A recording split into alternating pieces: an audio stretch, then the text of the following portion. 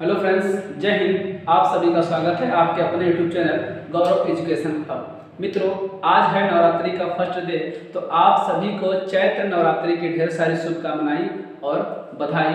मित्रों, मैं माता रानी से यही कृपा करूंगा कि आपके जीवन में जल्द ही खुशियां और ढेर सारा आशीर्वाद लेकर वो माता रानी आए, ठीक है, और आप लोगों को अपने जीवन के संघर्षों में सफल बनाएं, ठीक। तो मित्रों, आज जो हमारा बात होगा वो करेंगे मौर्य साम्राज्य के बारे में, जिसमें हम चंद्रगुप्त मौर्य के बारे में जानेंगे, उसके बाद बिंदुसार के बारे में जानेंगे, ठीक है। उसके बाद उसके अगले शासक यानी कि अशोक के बारे में हम लोग समझेंगे। मित्रों, ये जो मौर्य साम्राज्य है, आप लोगों को बता दें कि मौर्य साम्राज्य का जो उदय होता है वो मगध में होता है, और मगध में इसके पहले जो शासक होते हैं उनकी बात कर लेंगे। तो इसके पहले जो शासक होते हैं मित्रों, वो आपके हर्यक वंश के शासक होते हैं, और हर्यक वंश के जो स्थापना करने वाले होते हैं वो होते हैं, उनका नाम होता है बिंबिसार। याद रखिएगा, कभी कभी ये थोड़ा सा प्रश्न जो है पूछे जाते हैं। तो जो आपके बिंबिसार होते हैं वो हर्यक वंश के शासक होते हैं, और इसमें और भी आपके बहुत सारे शासक हैं। ये अपनी राजधानी राजगिरी में बनाता है, इसमें और भी आपके उदयन होते हैं, ठीक है। उसके बाद आपका अजातशत्रु होता है जो इसी शासनकाल में इसी वंश का था, ठीक है। अब इस हर्यक वंश के बाद आपके आता है नंद वंश, और नंद वंश की स्थापना कौन करते हैं? तो नंद वंश की स्थापना करने वाले होते हैं महापद्म नंद होते हैं, ठीक है। अब नंद वंश के दमन के बाद यानी कि नंद वंश का जो अंतिम शासक था उसका नाम था घनानंद, और घनानंद की हत्या या उसको परास्त करने के बाद ही क्या होते हैं, मौर्य साम्राज्य की नींव पड़ती है, ठीक है। तो ये कुछ विशेष पीछे दो और भी राजवंश थे जो जिसके बारे में कभी कभी प्रश्न पूछे जाते हैं, अन्यथा आपके यही से प्रश्न ज़्यादातर मात्रा में आपको देखने को मिलता है, ठीक है। तो हम बात करने वाले हैं मौर्य साम्राज्य के बारे में। तो मौर्य साम्राज्य की स्थापना, उत्कर्ष और राजधानी सब कुछ हम लोग देखेंगे। तो चलिए शुरू करते हैं आज का सेशन, मौर्य साम्राज्य। मित्रों, जो चंद्रगुप्त मौर्य इस वंश के संस्थापक होते हैं, और बात करें इसके जन्म की, तो चंद्रगुप्त मौर्य का जन्म आपके 345 ईसा पूर्व में होता है, ठीक है। ये काफी जो कि बचपन से ही काफी होशियार शासक था। ऐसे बचपन में ही लक्षण देखने को मिल जाते हैं। कोई बात आप देखिएगा, वो आप मतलब वो छोटा ही रहेगा तो अजीब काम करता रहेगा, तो कहीं ना कहीं बचपन से ही आपको उसे नक्श वगैरह देखने को मिल जाता है किस प्रकार का ये बालक होगा, ठीक है। तो उसी क्रम में अगर देखे जाए तो अब क्या होता है कि भाई इसका जन्म 345 ईसा पूर्व में होता है। तो मित्रों थोड़ा सा ध्यान देना कि ये घटता हुआ आता है, क्योंकि इसलिए कि ईसा पूर्व की बात होती है तो ये घटते हुए चले जाते हैं, है ना। अब ये गद्दी पर कब बैठता है भाई? तो गद्दी पर बैठता है 322 ईसा पूर्व में, है ना। गद्दी पर ये बैठता है कब है? 322 ईसा पूर्व में। और ये अपनी राजधानी कहाँ बनाता है? तो अपनी राजधानी मगध यानी कि पाटलिपुत्र को बनाता है। और पाटलिपुत्र की बात करते हैं तो मित्रों जो पाटलिपुत्र है ना, पाटलिपुत्र के नाम से किसने बसाया था? तो ये आपके हर्यक वंश का एक शासक जिसका नाम होता है उदयन। उदयन क्या करते हैं भाई? इस पाटलिपुत्र के नाम से इसको बसाते हैं, ठीक है ना। मगध में पाटलिपुत्र जो नाम देते हैं, जो शहर बसाते हैं, वो कौन बसाते हैं? उदयन बसाते हैं, ठीक है। तो इसी को अपनी राजधानी बनाता है कौन? चंद्रगुप्त मौर्य, जिसे हम लोग क्या कहते हैं भाई? मौर्य वंश के संस्थापक के रूप में हम लोग जानते हैं किसको? चंद्रगुप्त मौर्य को जानते हैं, ठीक है। आगे चलते हैं। तो अब बात होती है भाई ये जस्टिन होते हैं, ठीक है ना। जस्टिन क्या करते हैं ना, जस्टिन चंद्रगुप्त मौर्य का कंपेयर करते हैं। किससे करते हैं भाई? सेंड्रोकोटस। सेंड्रोकोटस एक यूरोपीय यात्री था जिससे क्या करते हैं चंद्रगुप्त मौर्य का वो कंपेयर करते हैं कि ऐसा था, ठीक है। आगे चलते हैं। आपकी एक रचना है मुद्रा राक्षस, जो कि विशाख दत्त द्वारा लिखित है। मुद्रा राक्षस एक रचना है जिसमें ये बात लिखी गई है कि जो चंद्रगुप्त मौर्य था ना वो वृषल था, और वृषल का मतलब होता है कि वो निम्न जाति का था, निम्न कुल का था। तो ये उसमें अर्थ है, ठीक है। अब आप लोगों ने चाणक्य को जानते होंगे। चाणक्य का और भी नाम देखने को मिले, जैसे हम लोग विष्णुगुप्त के नाम से भी जानते हैं, नीति के पंडित के नाम से भी जानते हैं चाणक्य के, ठीक है। तो एक बार की घटना है जो कि आपके बुक वगैरह में देखने को लिखी हुई है साफ साफ शब्दों में कि होता क्या है कि जो नंद वंश का अंतिम शासक होता है वो अपमानित करके आपके चाणक्य को क्या कर देता है? अपने दरबार से निकाल देता है। तो उस प्रतिशोध की भावना से वो निकल पड़ते हैं उस ऐसे शासक की खोज में, या ऐसे योद्धा की खोज में जो क्या करे उसको परास्त कर दे, ठीक है। तो उन्हीं को ये आपके चंद्रगुप्त मौर्य मिलते हैं, तो उनको बहुत ही शिक्षित करके हर एक विद्याओं में शिक्षित करके वो एक महान शासक के रूप में बनाते हैं, फिर आपको घनानंद को क्या है वो परास्त कर देते हैं, है ना। ये सारी बातें जो है लिखी हुई। तो अब क्या है कि विशाख दत्त द्वारा कृत जो मुद्रा राक्षस है ना, उसमें ये बात कही गई है कि जो चंद्रगुप्त मौर्य था वो निम्न जाति का था।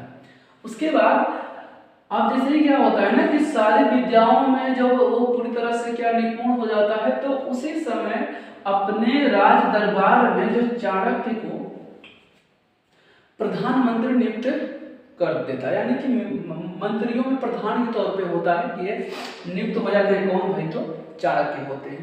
और जैसे ही चाणक्य उसके दरबार में नियुक्त किए जाते हैं प्रधानमंत्री के तौर पे, तो अपनी एक पुस्तक लिखते हैं जिसका नाम होता है अर्थशास्त्र, ठीक है ना।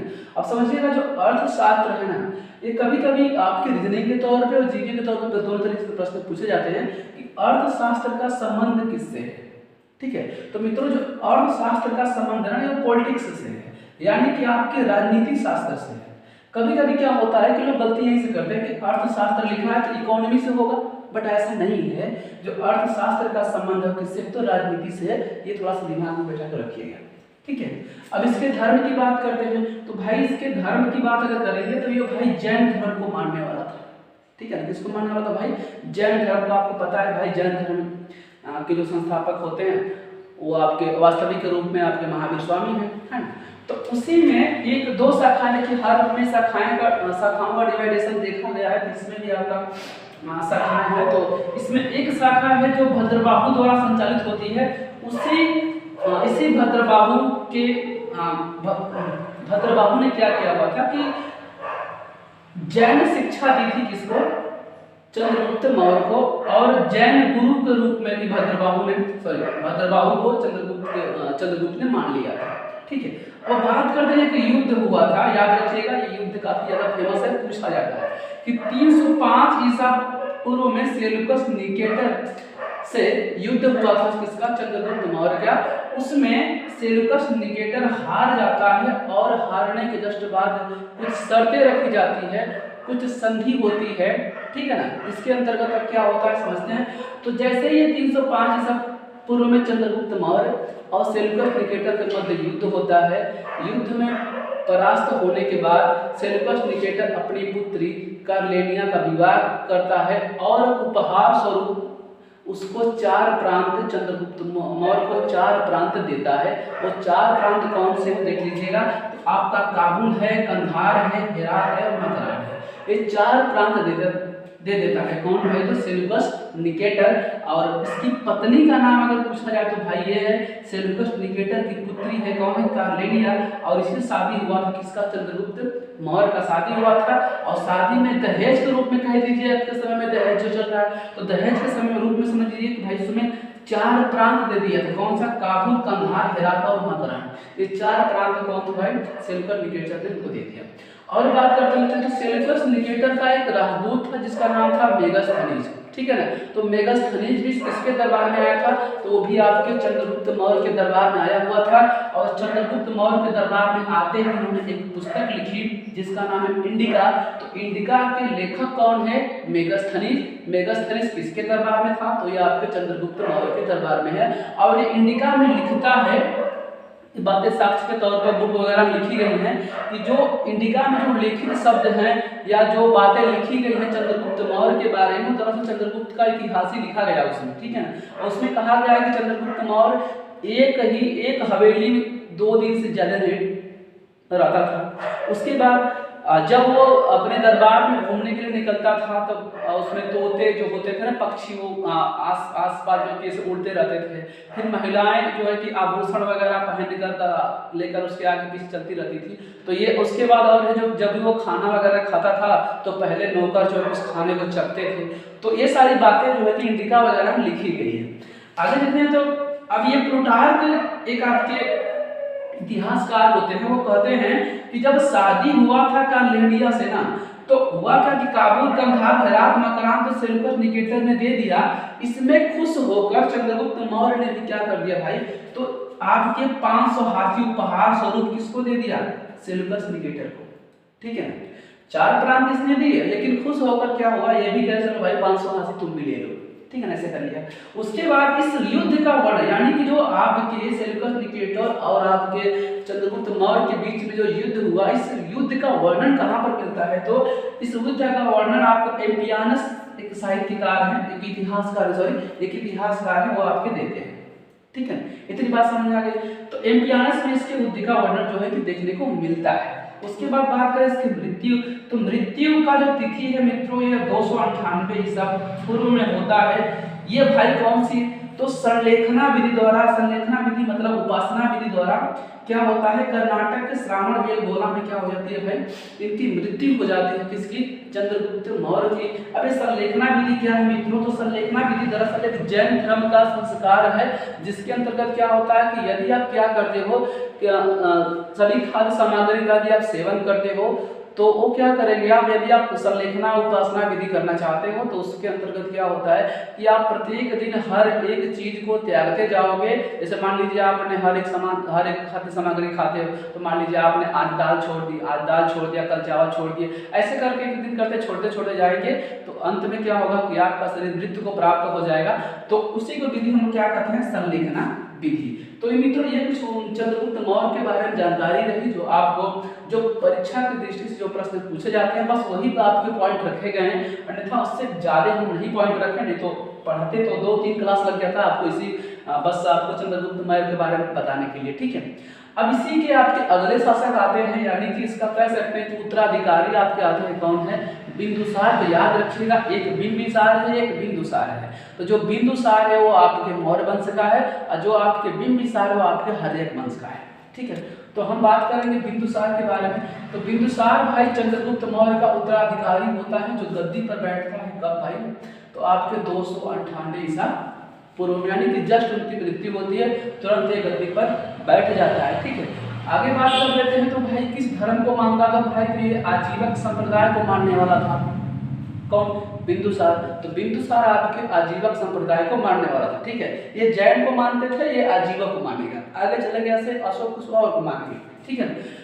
अब समझिएगा इनको क्या कहा जाता है, और भी कुछ नाम इसके हैं। तो इस बिंदुसार को अमित्रघात के नाम से भी जाना जाता है, जिसका अर्थ होता है शत्रु विनाशक। याद रखिएगा, अमित्रघात का अर्थ क्या होता है, शत्रु विनाशक। ये काफी ज्यादा इंपॉर्टेंट है। उसके बाद देखेंगे जो आपका पुराण है, पुराणों की संख्या मित्रों 18 है। जो सबसे प्राचीनतम है ना, उसे कहते हैं मत्स्य पुराण, ठीक है ना, सबसे प्राचीनतम आपका वही है।